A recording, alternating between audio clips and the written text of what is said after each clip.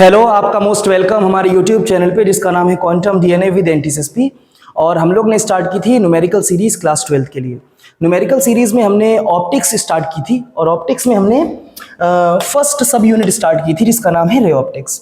Ray optics के कुछ numericals आपके पास पहुंच चुके थे। आज हमारे पास उसके दूसरे न्यूमेरिकल्स हैं और आज के न्यूमेरिकल्स हमारे पास हैं रिफ्रैक्शन ऑफ लाइट से। Refraction of light. अब रिफ्लेक्शन ऑफ लाइट है क्या, आप सबको बहुत अच्छे से पता होगा। हमने क्लास 10th और क्लास 12th दोनों में रिफ्लेक्शन ऑफ लाइट पढ़ा है। रिफ्लेक्शन ऑफ लाइट का मतलब रहता है सीधा सीधा बेंडिंग ऑफ लाइट, कि जब लाइट रे एक मीडियम से दूसरे मीडियम में जाती है तो दोनों मीडियम की अगर डेंसिटी हमारे पास डिफरेंट है, मतलब एक मीडियम मान लीजिए एग्जाम्पल के तौर पर एयर है और दूसरा वाटर है, तो जाहिर सी बात है इन दोनों की मॉलिक्यूलर अरेंजमेंट्स की वजह से इनकी डेंसिटी डिफरेंट होगी। एयर के पास डेंसिटी कम होगी और वाटर के पास डेंसिटी ज़्यादा होगी। तो जब एक लाइट रे जब एंट्री करती है किसी एक मीडियम से दूसरे मीडियम में, तो डेंसिटी के डिफरेंस की वजह से उनकी स्पीड चेंज हो जाती है। तो स्पीड चेंज होने का रीज़न ये होता है वो या तो टुवर्ड्स दी नॉर्मल आ जाएगी या फिर चली जाएगी वो अवे फ्रॉम दी नॉर्मल। तो ये जो बेंडिंग ऑफ लाइट रहे कि लाइट का ओरिजिनल पाथ तो देखिए ये था और ओरिजिनल पाथ से थोड़ा सा क्या होगी, बेंड हो गई। इस बेंडिंग ऑफ लाइट रे को हम बोलते हैं रिफ्रैक्शन। तो आज के पास हमारे जितने भी न्यूमेरिकल्स हैं वो सारे के सारे रिफ्रैक्शन पर हैं। और ये जो रिफ्रैक्शन पे न्यूमेरिकल है हमारे पास, ये सारे के सारे रिफ्रैक्शन है प्लेन सरफेसेस का। कर्व सरफेसेस का रिफ्रैक्शन आएगा बाद में, जिसमें हम लेंस मेकर फार्मूला के न्यूमेरिकल्स लगाएंगे। तो एक बार जल्दी से आइए हम क्वेश्चन पढ़ लेते हैं। क्वेश्चन में हमसे क्या कहा गया है, देखिए एक ग्लास स्लैब, अब ये ग्लास स्लैब है जिसकी रिफ्लेक्टिव इंडेक्स ये म्यू है। एक ग्लास स्लैब रिफ्लेक्टिव इंडेक्स 1.5। आपको याद रखना है वैसे भी ग्लास का रिफ्लेक्टिव इंडेक्स 1.5 होता है। आप इसको म्यू से या एन से रिप्रेजेंट कर सकते हैं। Of thickness 9 centimetre. तो हमारे पास जो थिकनेस है ना ग्लास स्लैब की, वो थिकनेस आपको दे रखी है 9 सेंटीमीटर। आपकी मर्जी है, आप थिकनेस को टी से लेते हैं, आप थिकनेस को एल से लेते हैं, या आप थिकनेस को डी से लेते हैं, एक ही बात है। Placed on the paper of a book, मतलब एक बुक के ऊपर आपने ग्लास स्लैब को रखा हुआ है। उस ग्लास स्लैब की रिफ्लेक्टिव इंडेक्स 1.5 है और साथ ही साथ उसका जो थिकनेस है वो 9 सेंटीमीटर है। पूछ रहे हैं आपसे by what amount will the alphabets of paper appears to be displaced. अब क्वेश्चन को समझना बहुत जरूरी है। ये आपसे पूछ रहे हैं कि कितने अमाउंट में जो बुक के अल्फाबेट्स हैं वो डिस्प्लेस होते हुए आपको दिखेंगे। आगे क्या पूछ रहे हैं, when viewed from the top of the slab, मतलब यहां पर ये बुक रखी है, इस बुक के ऊपर आपने कुछ इस तरीके से एक स्लैब रख रखा है और आप यहां से ऊपर से देख रहे हैं इसको, ठीक है, ये देख रहे हैं आप इसको, ये तो आपको बुक के जो लेटर्स हैं वो कितना ऊपर उठे हुए दिखाई देंगे। अब यहां पर आपको एक फॉर्मूला बहुत जरूरी से ध्यान रखना है कि हमारे पास एक तो होती है एक्चुअल हाइट या एक्चुअल डेप्थ, जिसपे हमारे पास डिस्टेंस रखी होगी। फिर रिफ्रैक्शन की वजह से होती है बेंडिंग, और बेंडिंग की वजह से वहां पर कुछ ना कुछ डेप्थ में कमी हो जाती है। जैसे कि आपने ऐसा फील किया होगा कभी, जैसे ये अगर कोई वाटर सरफेस है और इस वाटर सरफेस का जो बॉटम है वो कितनी डेप्थ पर है, वो है डी डेप्थ पर। वाटर सरफेस का जो बॉटम है ना वो डी डेप्थ पर है। अगर आप ऊपर से देखेंगे, फिर आप यहां से ऊपर से अगर आप इसको देख रहे हैं तो यहां से जो लाइट रेज देखिए, यहां से जो लाइट रेज जाएंगी, ये कुछ लाइट रेज इस तरीके से आ रही हैं, ये आ रही हैं, ये लाइट रेज आ रही हैं। अब यहां पर क्या होगा, जब लाइट रे मीडिया को पार करेगी, उसका जो मीडियम है जब वो चेंज होगा तो होगा क्या, वहां पर लाइट रे की हो जाएगी बेंडिंग। और जब लाइट रे की बेंडिंग हो जाएगी तो वो अपने ओरिजिनल लोकेशन से, मतलब लाइट रे यहां से जानी चाहिए ना, लेकिन वो अपनी ओरिजिनल लोकेशन से थोड़ा सा डाइवर्स हो जाएंगी और आपको ये जो ओ है ये ओ नहीं दिखेगा, ये ओ डैश पे दिखेगा। आप कभी पॉन्ड वगैरह को देखिएगा, तालाब वगैरह को देखिएगा या पूल को देखिएगा, तो पूल जितना गहरा होता है उतना गहरा आपको नहीं दिखेगा, क्योंकि लाइट रेस की वहां पर बेंडिंग हो जाती है। तो ये जो डेप्थ आपको दिख रही है ना, एक तो उसकी एक्चुअल डेप्थ है जो है, और जो डेप्थ आपको दिख रही है इसे क्या बोलते हैं, इसे बोलते हैं अपेरेंट डेप्थ। आपको दो चीजें याद रखनी है, एक हमारे पास एक रियल डेप्थ होती है और एक क्या होती है, अपेरेंट डेप्थ होती है। तो अगर आप यहाँ पे फॉर्मूला बनाना चाहें हमारे पास इस डेप्थ का और अपेरेंट डेप्थ से, तो फॉर्मूला कैसे बनेगा आप बिल्कुल याद रखेंगे, डी अपेरेंट इक्वल्स डी। अब ये डी कौन सी है, डी एक्चुअल है ये, और अपॉन में कौन है, रिफ्रैक्टिव इंडेक्स। आपको ये फॉर्मूला याद रखना है कि जो अपेरेंट डेप्थ होगी वो एक्चुअल डेप्थ की कितने टाइम्स डिक्रीज हो जाएगी, रिफ्रैक्टिव इंडेक्स टाइम। अब जो भी हमारे पास मीडियम की रिफ्रैक्टिव इंडेक्स है उतने टाइम्स ये कम हो जाएगी। तो अगर आपको यहां से डी अपेरेंट निकालना होगा तो आप कैसे कैलकुलेट करेंगे, डी अपेरेंट इक्वल्स डी, और डी हमारे पास कितना है जरा बताना, डी हमारे पास है 9, और अपॉन में म्यू कितना है, अपॉन में म्यू है 1.5। अभी आप इसको बढ़िया करके सॉल्व करेंगे, जब सॉल्व करेंगे तो हमारे पास देखिए ये डेसिमल हटाएंगे, ऊपर क्या चला जाएगा, ऊपर चला जाएगा 0। और वैसे अगर हम एक बात बताएं आपको, हमें डी अपेरेंट नहीं निकालना है, कैलकुलेशन हम बाद में भी कर सकते हैं, अभी इसको ऐसा ही रहने देते हैं, ये हाँ 9/1.5। ये डी अपेरेंट तो वो है ना जितने पर वो हमें दिखेगा, लेकिन आपको ये नहीं निकालना है। इन्होंने आपसे क्या पूछा है, what amount will the alphabets of paper appear, कितना डिस्प्लेस होके दिखेंगे, तो आपको निकालना है यहाँ पर डेल्टा डी। ये चीज आपको याद रखनी है, आपको डेल्टा डी निकालना है, आपको डी अपेरेंट नहीं निकालना है। अब आप एक बात बताइए, हमारे पास ज्यादा कौन है, हमारे पास ग्रेटर डी है कि डी अपेरेंट है, भाई डी हमारे पास एक्चुअल जो डेप्थ है ना वो ज्यादा होगी, और जो अपेरेंट डेप्थ है वो कैसी होगी, वो कम होगी। तो अगर आपको डेल्टा डी निकालना हो तो डेल्टा डी आप कैसे निकालेंगे, आप निकालेंगे डी माइनस डी अपेरेंट। इतना आपको अच्छे से याद रखना है, डेल्टा डी आपको कैलकुलेट करना है। पूछ रहे हैं ना, what amount will the alphabets of paper appears to be displace, कितने लेटर्स डिस्प्लेस दिखेंगे, तो आपको ये वाली डेप्थ निकालना है, ये वाली। इस चीज को आप बहुत अच्छे से ध्यान रखेंगे, अगर आप यहां पर ये निकाल देंगे ना डी अपेरेंट, तो आपका आंसर गलत हो जाएगा। आपको डेल्टा डी निकालना है। अब डेल्टा डी निकालने के लिए डी माइनस डी अपेरेंट का फॉर्मूला था हमारे पास डी बाई म्यू, तो हम उसको लिख देंगे डी बाई म्यू। अब आप यहां से कॉमन ले लेंगे तो हम इसको सॉल्व करें कोई फर्क नहीं पड़ता उससे, क्योंकि हमें डी अपेरेंट अलग से नहीं चाहिए। अब आप क्या करने वाले, इसको जब आप सॉल्व करेंगे तो यहां से आप डी कॉमन ले लेंगे, हमारे पास क्या बचेगा 1 माइनस 1 अपॉन म्यू। आप इसकी वैल्यूज पुट करेंगे, इसको थोड़ा सा छोटा करते सबको, ये लीजिए। तो हमारे पास आने वाला है भाई डेल्टा डी, कितना डिस्प्लेसमेंट हो रहा है, तो डेल्टा डी इक्वल्स डी की अब वैल्यू आप रख दीजिए सारी वैल्यूज। डी कितना था हमारे पास, डी था 9 सेंटीमीटर, और 1 माइनस 1 अपॉन कितना 1.5। तो डेल्टा डी इक्वल्स आ जाएगा हमारे पास 9, और इधर क्या करेंगे आप 1.5 माइनस 1 अपॉन 1.5। आप इसको बढ़िया करके सॉल्व करेंगे तो डेल्टा डी इक्वल्स हमारे पास कितना आने वाला है, हमारे पास डेल्टा डी आने वाला है 9। 1.5 माइनस 1 कितना बचा, ये बचा 1 अपॉन 1.5। आप इसको बढ़िया करके सॉल्व करेंगे, क्योंकि हमारे पास बहुत सारे क्वेश्चन हैं तो हम सबके आंसर नहीं निकालने वाले। आप डेल्टा डी की वैल्यू सॉल्व करके नीचे कमेंट में बताएंगे। क्या बात समझ में आ रही है, अरे आ रही है ना, अरे डेसिमल हटा के ऊपर 0 लगा देना, बहुत आराम से सॉल्व होके आ जाएगा और आंसर आएगा सेंटीमीटर। तो ये हमारे पास पहला क्वेश्चन था। आपको बस 2 चीजें याद रखनी है कि आपके पास डी अपेरेंट क्या होता है, डी अपेरेंट मतलब जो डेप्थ आपको अपीयर हो रही है रिफ्लेक्शन के बाद, वो कैसे निकालेंगे, actual depth divide by refractive index. लेकिन अगर आपसे पूछा रहेगा कि डिस्प्लेसमेंट कितना हो रहा है, तो डिस्प्लेसमेंट के लिए आप क्या करेंगे, आप एक्चुअल डेप्थ में से डी अपेरेंट माइनस करेंगे। इतनी बात समझ में आ रही है, बस ये 2 फॉर्मूला आपको याद रखना है। जल्दी से इस क्वेश्चन को हटाते हैं। तो हमारे पास अब एक अगला क्वेश्चन है। अगला क्वेश्चन देखिए, अगला क्वेश्चन भी थोड़ा सा बेहतरीन है। अगर आपको डायग्राम ना दिख रहा हो, डायग्राम दिख रहा होगा मेरे ख्याल से बहुत बढ़िया करके, साफ ना दिख रहा हो तो एक बार इसका मोड चेंज कर देते हैं। मोड चेंज करके आपको एक बार डायग्राम दिख जाएगा, फिर हम क्वेश्चन बाद में पढ़ेंगे। देखिए डायग्राम कुछ इस तरीके का है, क्योंकि बहुत ज़्यादा ब्राइटनेस हो जाती है अगर आप वाइट पे रखने वाले हैं। तो देखिए ऊपर एक ऑयल कॉलम है और नीचे वाटर कॉलम है। अब हमारे पास ऑयल कॉलम और वाटर कॉलम की हाइट दे रखी है, मतलब डेप्थ मान सकते हैं इनको हम। अगर अपर सरफेस को ये लेंगे तो नीचे ऑयल कॉलम और वाटर कॉलम की डेप्थ हमारे पास गिवन है।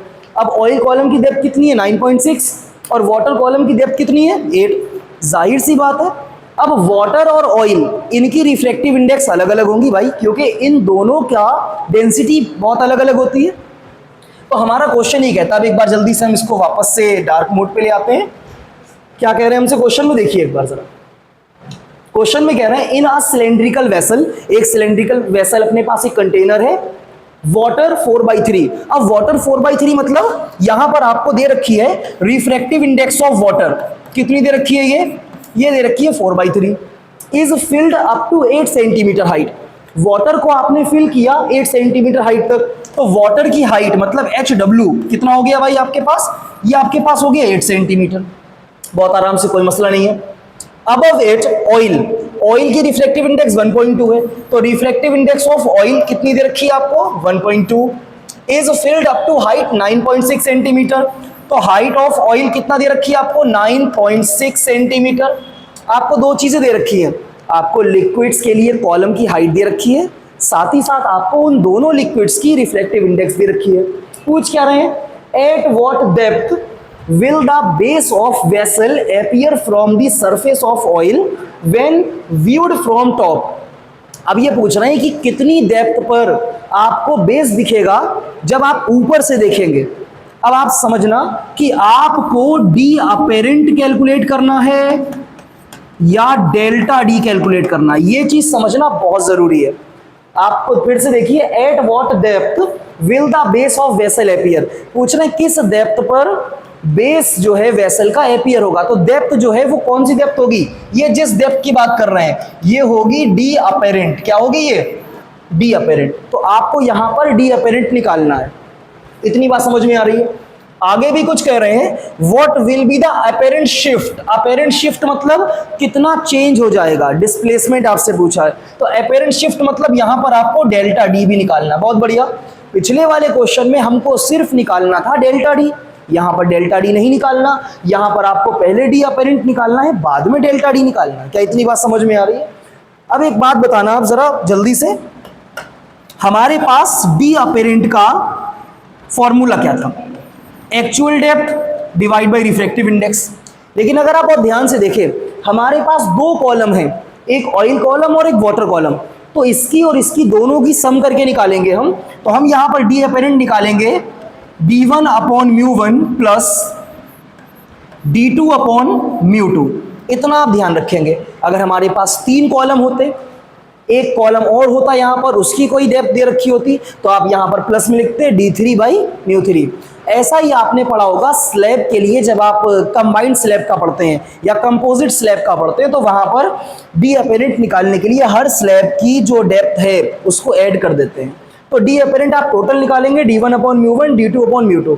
अब ये d1 μ1 ये हो जाएगा वाटर के लिए पहले वाले का, और d2 μ2 किसके लिए हो जाएगा, ऑयल के लिए। आइए जल्दी से इनकी वैल्यू पुट करते हैं। तो d1 कितना है भाई, d1 डेप्थ कितनी है हमारे पास, ये रही, जो हाइट है वो डेप्थ हो जाएगी ना, तो 8 अपॉन μ1 कितना है, ये μ1 है 4/3, प्लस लगाइए। d2 कितना है, दूसरी वाली हाइट, ये 9.6 है, और फिर ये μ2 कितना है, ये है 1.2। एक चीज और भी है, आइए जरा सॉल्व करते हैं इसको आगे बढ़िया करके। ये 3 जाएगा ऊपर ना, तो क्या हो जाएगा 8 इंटू 3 अपॉन में 4 है, और प्लस में देखिए जरा, डेसिमल से डेसिमल कैंसिल, 12 8 ज़ा 96 ना, तो यहां पर आ गया 8। अब इसको और सॉल्व करेंगे, तो 4 2 ज़ा 8, सॉल्व आप खुद ही कर लेना। 3 इंटू 2 कितना हो जाएगा 6 प्लस 8, तो हमारे पास ये कितना आने वाला है भाई, 6 प्लस 8 कितना हो जाएगा, जल्दी से बताइए, ये हो जाएगा 14। तो आपको जो टोटल बेस का जो शिफ्ट दिखेगी वो कितने सेंटीमीटर पे दिखेगी आपको, 14 सेंटीमीटर। तो पहला एक आंसर हमारे पास आ चुका है कि आपके पास डी अपेरेंट दिखेगा टॉप से देखने पर 14 सेंटीमीटर पे। क्या इतनी बात समझ में आ रही है, आ रही है ना आपको बढ़िया करके। दूसरे में क्या पूछ रहे हैं आपसे, what will be the apparent shift, मतलब डेल्टा डी आपसे पूछा गया है। तो डेल्टा डी आप कैसे निकालते हो, अभी अभी हमने कैलकुलेट किया है ना। डेल्टा डी निकालने के लिए D minus D apparent, D minus D apparent. अब डी कितना है आपके पास, पूरे कॉलम की डेप्थ 9.6 प्लस 8, ये पूरे कॉलम की डेप्थ ये हो जाएगी डी, और इस डी में से माइनस करेंगे आप डी अपेरेंट, तो आपको पता चलेगा कि शिफ्ट में होने वाला डिस्प्लेसमेंट कितना है। अच्छा याद रखना ये d दोनों का ऐड करके लिया जाएगा, h1 height plus h2 height, उसको आप लिखेंगे माइनस d अपेरेंट करेंगे, बहुत आराम से आप इसको कैलकुलेट कर सकते हैं। डेल्टा d का आंसर आप बताएंगे कमेंट में, बहुत आसान है ना। जल्दी से आइए एक और क्वेश्चन हम लोग देखते हैं, इसको हटाते हैं। स्क्रीनशॉट लेना हो तो थोड़ा सा पीछे जाना वीडियो में और आराम से स्क्रीनशॉट लेना।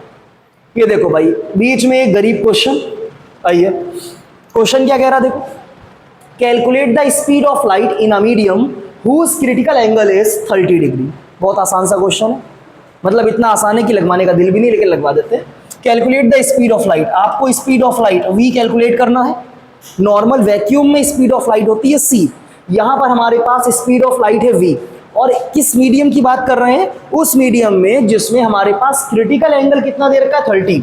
तो क्रिटिकल एंगल को रिप्रेजेंट करते हैं IC से, और IC आपको दे रखा है 30 डिग्री।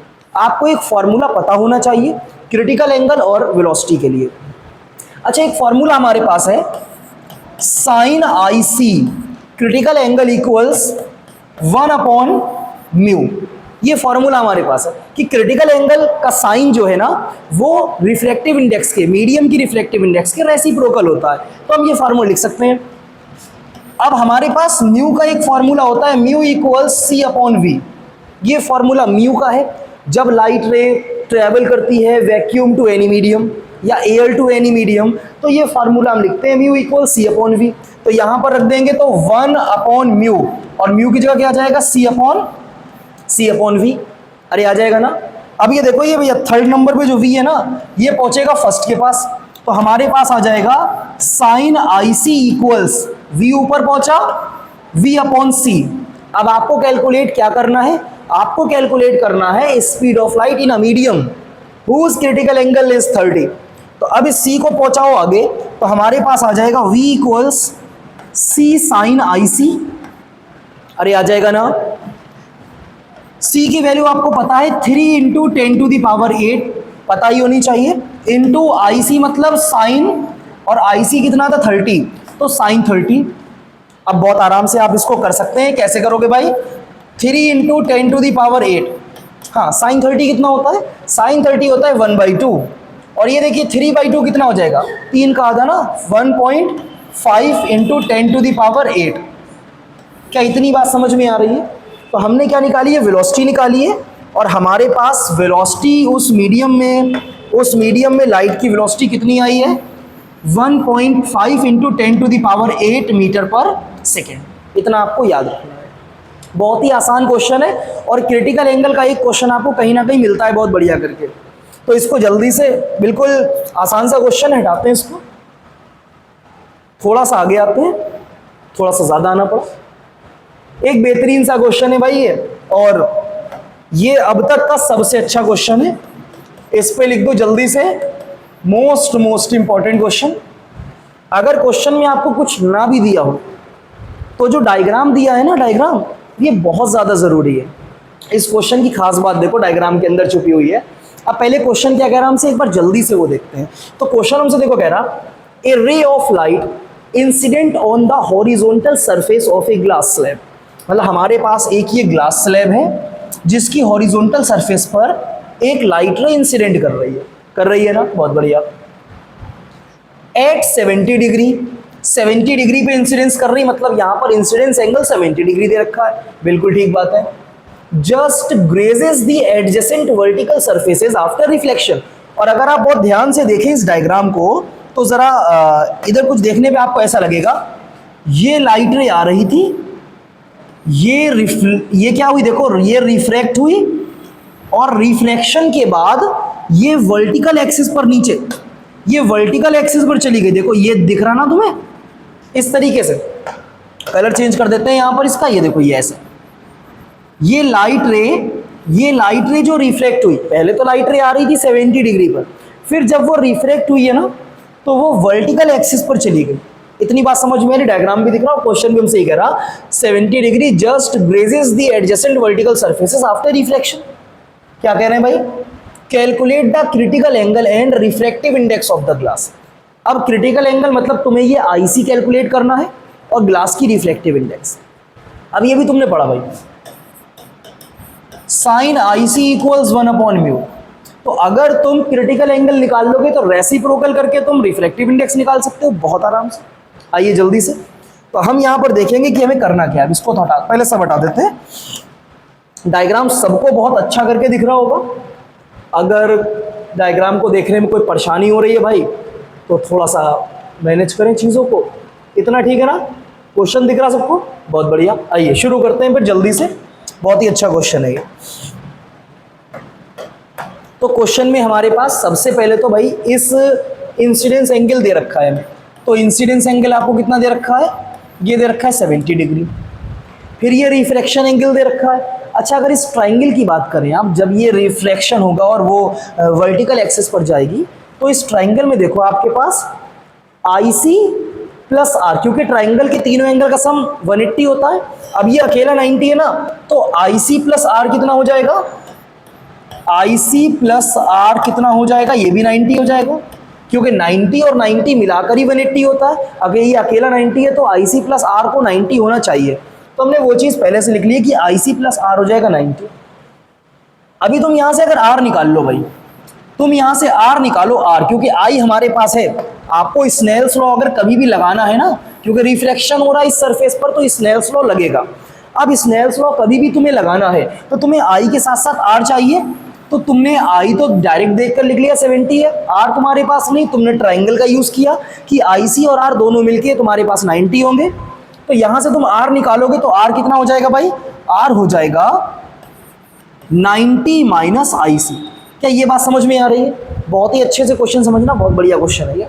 ठीक है, तो I और R तुम्हें दोनों पता चल गए, तो हम लगाएंगे स्नेल्स लॉ। क्या लगाएंगे भाई हम? जल्दी से आइए, हम लगाएंगे स्नेल्स लॉ एट, किस पर लगाएंगे? At PQ surface. तो हमारे पास जो PQ फेस है उस पर स्नेल्स लॉ लगाएंगे।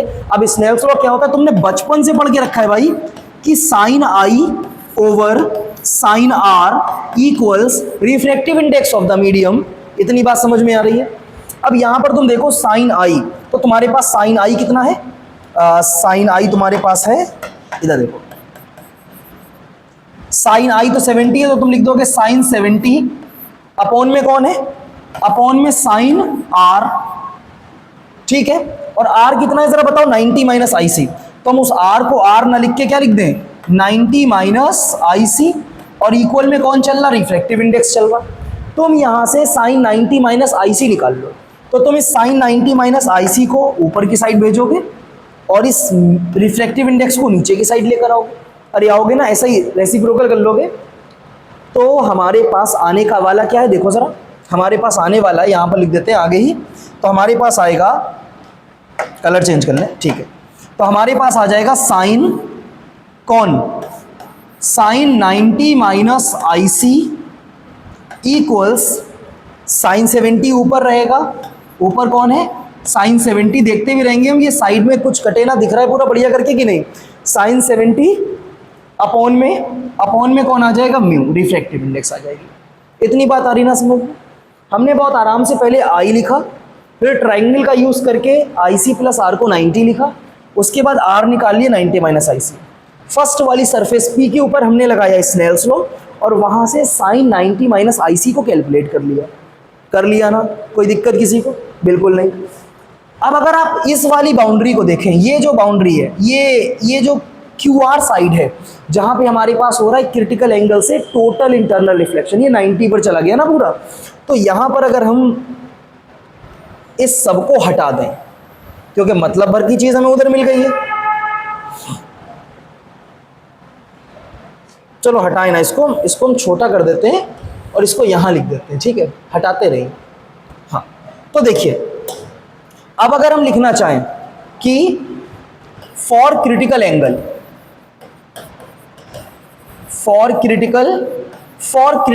क्रिटिकल एंगल का फॉर्मूला क्या होता है जरा बताओ जल्दी से?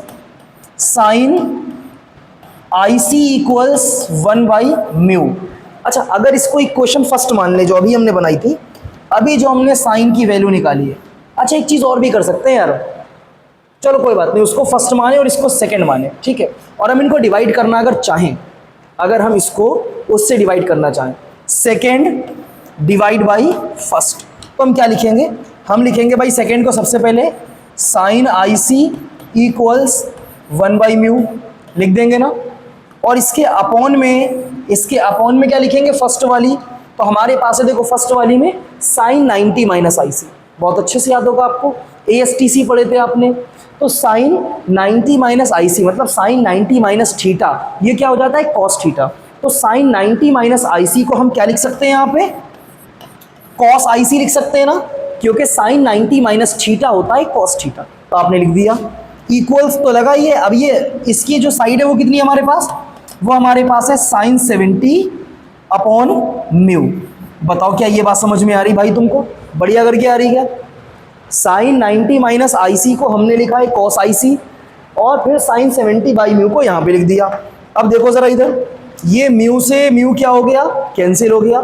तो हमारे पास अब बचेगा क्या, अब जो बचेगा उसके लिए पता तुम्हें थोड़ा सा जगह करनी पड़ेगी, थोड़ी सी जगह करनी पड़ेगी। कुछ वैल्यूज़ दे रखी थी क्या, 70 डिग्री दे रखी है, ठीक है, इसको ज़रा सी जगह करनी पड़ेगी। और अब ये सब हमारे पास जो आया है इसको तुम्हें लिखना पड़ेगा ऊपर। चलो हाँ, अब इसको जब हम सॉल्व करेंगे ना तो देखो हमारे पास क्या आने वाला है। इधर कौन बचेगा, sign I C upon cos आई सी, ये कौन हो गया भाई, ये हो गया ten I C equals mu से म्यू कैंसिल हुआ था तो आ गया 1 अपॉन साइन 70। अब तुम्हें तो नहीं पता यार साइन 70, अगर तुम्हें ऐसी कोई क्वेश्चन मिलेंगे ना तो तुम्हें वैल्यूज अप्रॉक्स में रखनी पड़ेगी। साइन 70 की वैसे वैल्यू होती है अप्रॉक्स में साइन 70 इक्वल 0.77। आपको याद भी होगा साइन 0 से 90 तक जब जाता है ना, 0 से 90 तक, तो उसकी वैल्यू बढ़ती है। तो हमारे पास 90 पे तो 1 होती है, तो 70 पे 0.77 आप ये याद रखेंगे। तो आप यहाँ पे लिख देंगे, सॉरी आप यहाँ पे लिखेंगे 10 आई सी इक्वल्स 1 अपॉन साइन 70 की वैल्यू 0.77। अब हमारे पास 10 आई सी है भाई और ये 0.77 है, 1 अपॉन 0.77। आप इसको सॉल्व करेंगे बढ़िया करके, तो आपको डिवाइड करना तो आता है ना, 1 अपॉन 0.77। आप यहाँ से देखेंगे तो सबसे पहले आप लिखेंगे 1.2 लिख सकते हैं अप्रॉक्स में, क्या चल जाएगा काम। तो हमारे पास आ जाएगा जल्दी से चेंज करते हैं इसको। तो हमारे पास आ गया 10 आई सी इक्वल्स, हाँ भाई, तो अभी आपको 1 अपॉन, चलो ये करके भी देख लो भाई तुम साइड में, ये देखो जल्दी से पीछे रखकर स्क्रीनशॉट लेते रहना जिस चीज़ की तुम्हें ज़रूरत पड़े। तो हमारे पास है देखो 1 अपॉन 0.77, तो भाई 0.77 बाहर रहने वाला है, 1 रहने वाला है अंदर, ठीक है। अब 0.77 तो छोटा है ना, तो अगर हम यहाँ पे 1 लिख दें, कोई दिक्कत है क्या, लिख दें कोई, तो 0.77 1 टाइम्स करेंगे तो क्या हो जाएगा, तो हो जाएगा 0.77। और यहाँ 1 है तो 1 के बाद पॉइंट लगा के 2 0 लिख सकते हैं। अब मतलब पूरे 1 में से 0.77 जा रहा है, तुम्हारे पास कितना बचेगा, तुम्हारे पास बचेगा 0 पॉइंट, कितना बचेगा 0 पॉइंट, जल्दी से, अरे कितना बचा, 0.23 बचा। अब ये 77 है और ये 23 है, तो अप्रॉक्स में पहले तो छोटा है तो डेसिमल लगा के तुम 0 बनाओगे, तुम 2 लिख दोगे तो हमारे पास अप्रॉक्स में 1.2 आ रहा है। वो हम डायरेक्ट भी लिख सकते थे, लेकिन आप ये 1.2 डायरेक्ट लिख दिया इन्होंने कैसे लिख दिया डायरेक्ट 1.2। तो आपको ये छोटी मोटी कैलकुलेशन तो बिल्कुल आनी चाहिए, इसको करके देखने की अलग से कोई जरूरत नहीं है। तो हमारे पास आ गया 10 आई सी इक्वल्स 1.2। अभी तुम्हें अगर क्रिटिकल एंगल चाहिए तो तुम क्या लिखोगे, तुम लिखोगे 10 इनवर्स 1.2। वैसे तो अगर मान लो ये 1 होता तो तुम्हें पता है ना 10 में 1 की वैल्यू 45 के लिए होती है। अब ये वैल्यू हमारे पास आ रही देखो 1 से ज़्यादा और 1 से थोड़ी सी ज़्यादा है, 1.1 नहीं है, 1.01 नहीं है, ये वैल्यू 1.2 और आगे भी 1.22 1.23 आ सकती है। तो ये वैल्यू 45 से ज़्यादा आएगी, तो हमारे पास आ जाएगा आई सी इक्वल्स अप्रॉक्स में आ जाएगा, ये अप्रॉक्स में, तो हमारे पास ये आ जाएगा अप्रॉक्स में 49 या 50 डिग्री, अप्रॉक्स में आ जाएगा, 50 लिख देते हैं थोड़ा सा अच्छा लग रहा है देखने में। तो हमारे पास आई सी आ जाएगा अप्रॉक्स में 50 डिग्री। आपको ये चीज़ बहुत अच्छे से याद रखनी है। हमने क्रिटिकल एंगल यहाँ पर निकाल लिया ना, समझ में आया कैसे निकाला क्रिटिकल एंगल। सबसे पहले तो हमने जो डायग्राम दिया था इसका जल्दी से पहले स्क्रीनशॉट ले लो। अच्छा, क्रिटिकल जब तुमने निकाल लिया है, क्या तुम होमवर्क में रिफ्रैक्टिव इंडेक्स निकाल सकते हो, refractive index equals 1 upon sine I C तुम निकाल चुके हो, तो तुम म्यू लिखोगे 1 अपॉन साइन 50 निकाल लोगे ना, उसका आंसर तुम बढ़िया करके कमेंट बताओगे। मेन चीज़ तुम्हारे पास इधर थी सॉल्यूशन के लिए, तो इसका जल्दी से स्क्रीनशॉट ले लो। ले लिया ना, बहुत बढ़िया। तुम्हें देखो करना क्या था भाई, बहुत बढ़िया करके अगर तुम समझो, सबसे पहले ये आई दे रखा था, तुमने यहाँ एक रिलेशन बनाया और रिलेशन बना के तुमने यहाँ से आर निकाल लिया। तुमने आर कितना निकाला है, तुमने आर निकाला था IC माइनस 90 माइनस IC। फिर तुमने आई और आर को डिवाइड करा स्नेल्स लॉ लगाकर। फिर तुमने वहां से एक और इक्वेशन बनाई इस QR फेस के लिए, क्रिटिकल एंगल लगाकर दोनों को डिवाइड करा। और जो तुम्हारे पास चल रहा था ना साइन 90 माइनस IC, तुमने उसको कॉस IC लिखा डिवाइड करने के बाद, ताकि हम उसको आराम से सॉल्व कर सकें। तो एक बार जल्दी से सब कुछ यहाँ पर आपके पास लिखा हुआ देखो बढ़िया करके, इसका स्क्रीनशॉट लो। अच्छे क्वेश्चन है ये, जितने भी आपको चीज़ें बोली गई कि आपको वो कमेंट बॉक्स में बतानी है, आप उनको बताएंगे। हम लोग मिलते हैं एक और वीडियो में बहुत अच्छे अच्छे और क्वेश्चंस के साथ। जैसे जैसे हम आगे बढ़ते रहेंगे हमारे क्वेश्चंस भी और ज़्यादा क्वालिटी वाइज अच्छे होते रहेंगे। तो जल्दी से जल्दी सभी लोग वीडियो देखो और इसको शेयर करो अपने दोस्तों के साथ। हम लोग मिलते हैं नेक्स्ट वीडियो में, तब तक के लिए थैंक यू।